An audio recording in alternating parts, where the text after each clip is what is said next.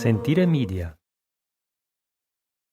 Hello everyone, you're listening to A History of Italy.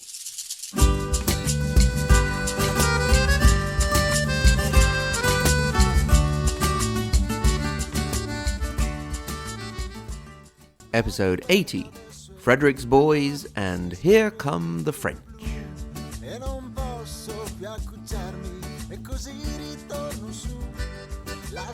In the last episode, we had a look at the first of the sons of Frederick II, Enzo, only to see him end up in prison in Bologna for the rest of his life, and giving rise to many a legend there.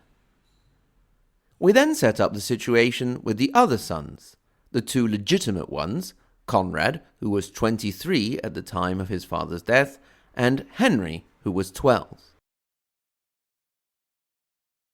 The last son we mentioned was Manfredi, who was an illegitimate son from Frederick's long-time love, Bianca Lancia, a Piedmontese noblewoman, and he was to act as regent for his younger brother Henry, who was to be the king of Sicily while Conrad became the Holy Roman Emperor. We left off stating that, with rebellions growing all over the empire, and a papacy dead set on wiping the Hohenstaufen dynasty from the face of the earth, the brothers would have to stay alive and stay united, neither of which was going to be easy. The first to fail miserably in these two tasks was the youngest brother, Henry, who died at the age of 15. Anyone suspecting foul play at this point would probably put their money on the regent, Manfredi, but at the time, suspicions fell on Conrad, who now no longer had a legitimate rival to his power. Mistrust grew between the two remaining brothers to a definitive breaking point in which Manfredi was stripped of all of the southern kingdom except for the lands that had been specifically left in his father's will. The only problem was that Conrad was up in Germany and Manfredi actually sitting on the lands he had just been stripped of and possibly saying something like, "Oh yeah? Do you want to come and make me?" Conrad made his way down, more to assert his power over the peninsula and put the Pope in his place rather than actually to get Manfredi. While he was at it, he took up the old family habit of torching rebellious northern cities and made it all the way down to Basilicata in the south in time to die in 1254, leaving his young son Corradino. Now, just like that, it was all up to Manfredi of Sicily. First of all, he needed to bolster his meagre forces, so he headed off to Lucera. Does that ring a bell? If it doesn't, don't worry, I'll give you a quick reminder. In 1224, the Muslim population of Sicily had rebelled against the authority of Frederick II, and he had put down the rebellion quite quickly. He had then taken around 15,000 Muslims and set them up in the city of Lucera in Puglia, and eventually won their undying loyalty, and the Saracen troops would from then on be an important part of his armies, and the part that he trusted most. Now his son, Manfredi, turned to those Saracens in the hopes that he could renew that old loyalty. It worked. So much so that he ended up also being known as the Sultan of Lucera. Thanks to his Saracen troops, Manfredi was able to defeat a papal force in Foggia on the 2nd of December 1254. 5 days after the battle, the Pope at the time, Innocent IV, died. It only took the cardinals a day to elect the next guy, who took the name of Alexander IV. Rather significant if you remember that Alexander III had been an important member of the Lombard League who had fought against Frederick Barbarossa. Alexander IV was fully bent on getting rid of Manfredi. First of all, he confirmed the excommunication that his predecessor had placed upon him, and then he tried to get the kings of England and Norway to participate in a crusade against Sicily, with no luck. If you are wondering or trying to remember why the popes had such a bee in their bonnet about the whole Sicilian thing, we must remember that the Church considered the Kingdom of Sicily as its domain and the rulers therefore as its vassals. Also, it was a question of being able to choose your neighbours, which is quite important, you will understand. Alexander's idea was to get rid of Manfredi and substitute him, first of all with Edmund of Lancaster, something you English history buffs might remember. The deal was that Edmund's dad, King Henry III, would pay up 135,541 marks and help dislodge Manfredi in exchange for the kingdom. I'm not sure exactly what the sum was calculated on. I mean, the extra 1 mark. What difference was it going to make? Was it to pay for the ink and paper or something? Anyway, Henry's barons were having none of the Sicilian business, so although the Pope did end up with around 60,000 marks, nothing else really came of it all. Meanwhile, Manfredi became a rallying point for the Ghibelline cities in Italy, the pro-imperial anti-papal ones, and what really stung the Pope was that Rome herself went over to the Ghibelline camp under a podestà, a temporary communal ruler from Bologna, Brancaleone degli Andalò.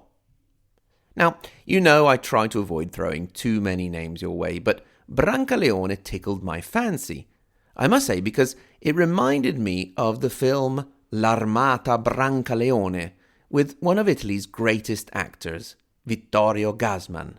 If you're interested in Italian culture as well as Italian history, I really suggest you go and look for it. I think you can find it free online, actually, on Rai 3. With his city under enemy control, there was nothing left for Pope Alexander to do but to head to Viterbo. Meanwhile, things went from good to better for Manfredi. In 1256, he had founded a city with his name, Manfredonia, which exists to this day, and the powers of Genoa and Venice had joined his cause. In 1258, a rumour went round that Corradino, son of Conrad, and legitimate heir to the throne of the Kingdom of Sicily, had died. So, Manfredi, from regent, on the 10th of August 1258, became King of Sicily. Soon after, surprise, surprise, Corradino wasn't really dead at all. He was all better. But what was done was done. From then on, it really seemed like Manfredi could head nowhere but up. His influence extended to all of Italy. The new Ghibelline commune of Rome allied with him. In Tuscany, the Ghibelline Siena defeated the Guelph Florence at the Battle of Monteperi on the 4th of September 1260, and thus becoming the dominant power in Tuscany, and also declared for Manfredi. The Ghibellines of the north also sided with him, and now he had the chance to nominate representatives in Tuscany, the Duchy of Spoleto, the March of Ancona, and in Lombardy. You can believe that, apart from the stress of ruling over such a messy situation, Manfredi was definitely enjoying himself. He was a Hohenstaufen. Like his father Frederick, he loved and was loved by women. He was always up for a good banquet and loved a good battle. He was sitting pretty. He was on top of the world. He was riding high. He was living the good life, and so on. Then came the cherry on top of the cake. On the 25th of May, 1261, Pope Alexander died in Viterbo. What could possibly go wrong? I mean, the next pope that came along would have been in the same situation, right? Well, Alexander IV was followed by Jacques Pantaleon, a Frenchman for a change, and one of the few popes in history from then on who was not a cardinal. Jacques took the name of Urban IV. Now, Urban IV had an ace up his sleeve. Said ace requires a little background regarding the issue of second and third sons. Starting with the Carolingians, the nobles of the Middle Ages had learned that the fastest and easiest solution to sort out the inheritance was to give everything to the firstborn son and then find some other way to sort out the others. For example, by getting them a nice bishopric, especially before the great church reforms when you could be a bishop and still do more or less what you wanted. Another option was to use the spare sons to go and expand your dominions, trying to add counties or duchies and so on. In this case, the spares could be a real resource rather than a problem. It is this issue that was used by the Pope to solve his little problem. He was a Frenchman, so what better place to look up to than France, or what passed for France at the time. There was King Louis IX, and wouldn't you know it, he had a brother, Charles of Anjou. Well, before you could say sacre bleu, well, actually, no, it took ages, so much so that when Charles of Anjou was crowned King of Sicily on the 6th of January 1266, it was the next pope doing the crowning, Clement IV. But that's okay, because he was also a Frenchman, Guy Fouquet, also known as Guy le Gros, or Guy the Fat, or, if you prefer, Fat Guy. It had taken them quite a while to elect him, because for 4 months they had argued about the whole idea of actually calling Charles of Anjou and assigning him, as a vassal of the church, the kingdom of Sicily. In the end, they agreed, and he was called.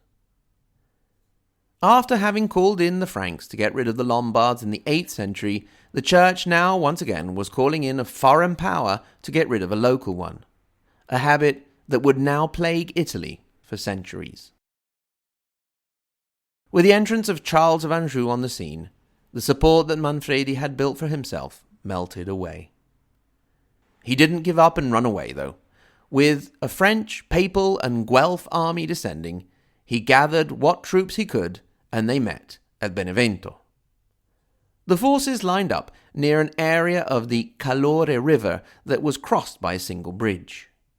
Charles had an army composed of men from Provence, from the Languedoc region, and from Flanders, as well as Italian mercenaries and Florentine knights from the Guelph faction.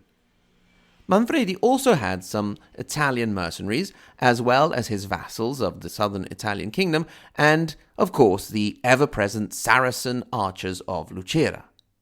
He interestingly also had a large contingent of German mercenaries that had a relatively new invention for the time, i.e., plate armor. Things kicked off with the Saracen archers and light cavalry attacking, but being pushed back. Following the first attack, it seems that there was either some miscommunication or an excess of enthusiasm, and the German battalion crossed the bridge and started to plough into the enemy. They were seemingly unstoppable, with the blows bouncing off the plate armor. However, the Angevins' troops soon realized that there were weak points in the armor, particularly under the armpits. Then, when that didn't always work, there was a trick that was quite dirty for the time: aim for the horses. From that moment on, the tide of the battle turned. By now, almost all of Manfredi's troops had crossed the bridge, except for his Sicilian vassals and himself. Charles took advantage of the situation to surround the enemy army and trap them on their side of the river. Seeing that the day was lost, the Sicilian and southern Italian nobles took their troops and left the field. Manfredi was left alone, leaving the king with just a few loyal men. After exchanging his royal overclothes with his friend Tebaldo Annibali, Manfredi and his few remaining followers threw themselves into the battle in search of a glorious death, which they duly found. The date was the 26th of February, 1266. Dante Alighieri, in the third canto of the Purgatory, would have Manfredi say he had been killed by a sword slashed to the head and won to the body. Charles of Anjou buried the dead foe with honours, but the Pope was having none of this lovey-dovey business. He had the body exhumed and buried near a river so that the bones would be dispersed and lost.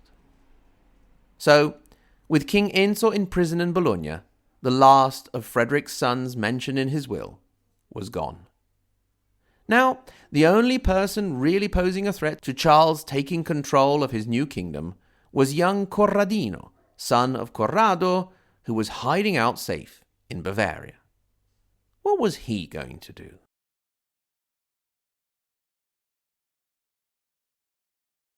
Thanks very much to everyone for listening.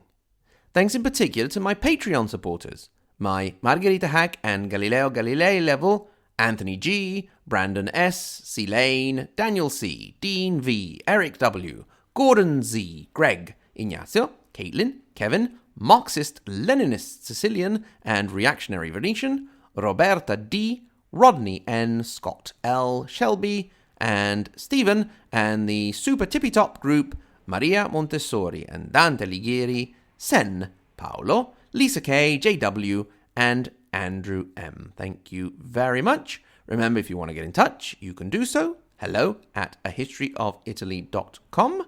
At the same URL, you can click through to our social media. We are on Twitter and on Facebook, and you can consult maps and timelines and so on. Remember, there's a competition on. Send in your favorite quotes from A History of Italy, or a quote you think should be in A History of Italy, and we'll get that put on some merchandise and shipped off to you if you are the quote chosen. Thanks again very much to everyone for listening, and until next time, arrivederci.